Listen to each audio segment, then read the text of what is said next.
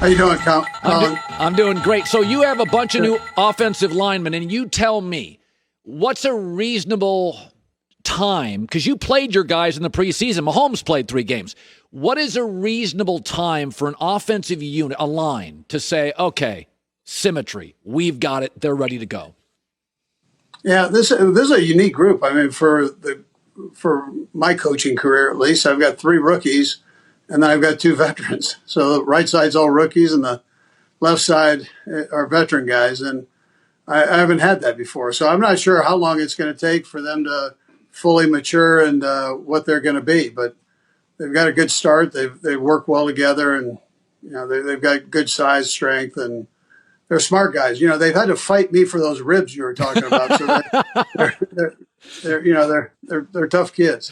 So you played Mahomes, Belichick, and you, and a little Bruce Arians. The older guys, you played guys in the preseason. All these young guys, McVay, they're allergic to the preseason. You get your guys out there and battling.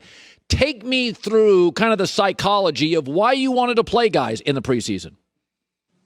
Yeah, well, on the offensive side, we needed to. Just we had a bunch of new players there, 5 new offensive linemen with the rookies and the veterans. They're all new. And so they needed to get in there and hear Pat do his thing, and Pat needed to see how they were going to work protections and be comfortable and confident in them. And then defensively, I think you need to knock the rust off. The game comes down to blocking and tackling, no matter how you cut it. And if you don't practice it, and you can't practice tackling and practice, but everybody stays high and they don't pull people to the ground. I mean, you got to practice those things. Yeah.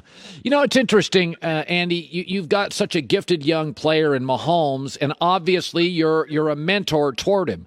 And then there's going to be a process where, Patrick is going to start reading defenses at the line of scrimmage on his own, and then he graduates. Where do you take him? What is something where you're like, okay, he's obviously great. What can you add to him now? What's the next level for a guy like Patrick Mahomes? All right, so in the offseason, you sit there and you do your evaluations, and Pat can't wait till you get all that done to feed him. And I mean, right now it's small things, Colin. It's not the big things that he had a couple of years ago that he had to learn. These are small things, whether it's just improving his footwork or pocket reads on and feel on certain routes. I mean, that's where you're at. And so he can't wait to figure out what those things are, what you think they are, and then go ahead and look at the tape himself and then add to that and then go work on it. And he's great that way. I've been around enough quarterbacks to know, what they look at and do. And the great ones want that little extra thing that you can give them to make them even greater than they are. This kid is the epitome of that. Yeah, it's interesting, Andy. I remember saying this on the air. It must have been 15 years ago. And I said, this Andy Reid guy in Philadelphia, he has turned 3rd and 3 into a passing down. And then Belichick, I remember about 15 years ago, I said, he's directing his offense to the middle of the field, not the perimeter, the tight end stuff. So I've always looked at you two as just constantly learning. Well, now you have the best tight end talent I think I've seen in 10 years. How is Travis Kelce? I mean, if he wasn't this gifted, you wouldn't run as many plays. Has he changed you as a coach in your ability to use the middle of the field? Yeah, so I would tell you, the middle of the field is a deprived area, man. It's one that people don't probably use quite enough, and there's some nice holes there. So if you can find somebody that knows how to read space and feel that area and get open, be a low post player. You can make some good yards, and they have a quarterback that's on the same page with it. You'll see guys that work in there, but their quarterback thought they were going to be over here and they put it over here. So those two are on the same page. Kelce's got a phenomenal feel for the game. Yeah. Obviously loves playing. Yeah. There is, you are 18-2, I think, in September. And I've talked to coaches before, and they're like, I got no interest in facing Andy Reid to open the season. And for whatever reason, you're an offensive innovator. So I know the way you think. You got plays written down and gadgets and fun, and you're going to have surprises. Is that something for you? Baltimore never loses a preseason game. Andy Reid never loses in September. Do you now take pride in that? Like, we come out and we have new toys and new things. And, I mean, do you give yourself much of an off season, or do you start working on that stuff a week after the Super Bowl?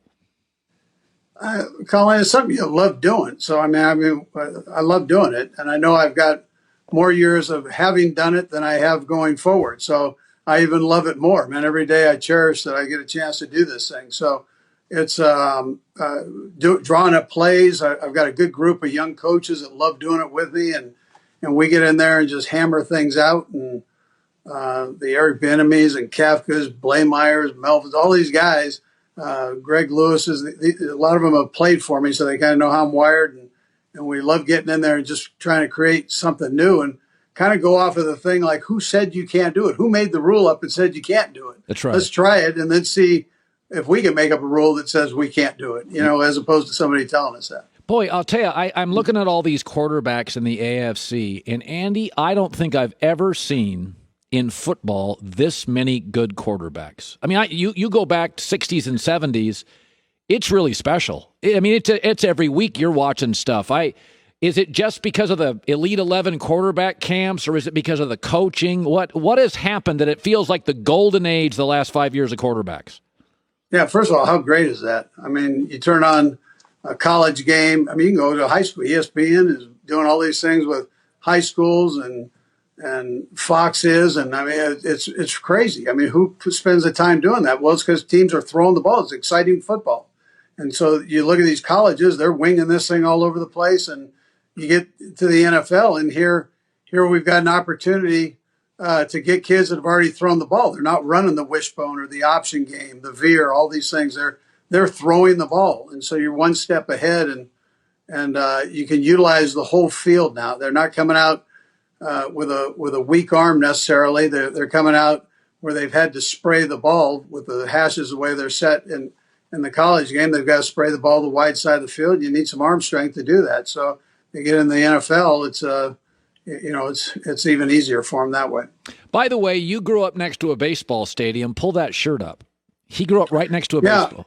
No, listen, I'm representing. Now, I love the Royals too, but listen, you got to have a National League team, and I grew up a huge Dodger fan back in the heyday. So, and Tommy Lasorda, Coach Lasorda, the skipper there, he was a good friend. He was a Philly guy, but he was a Los Angeles Dodger is really what he was. Yeah, so I got close with him. Yeah, you played on that Legion field. Were you a baseball player at all? Could you hit?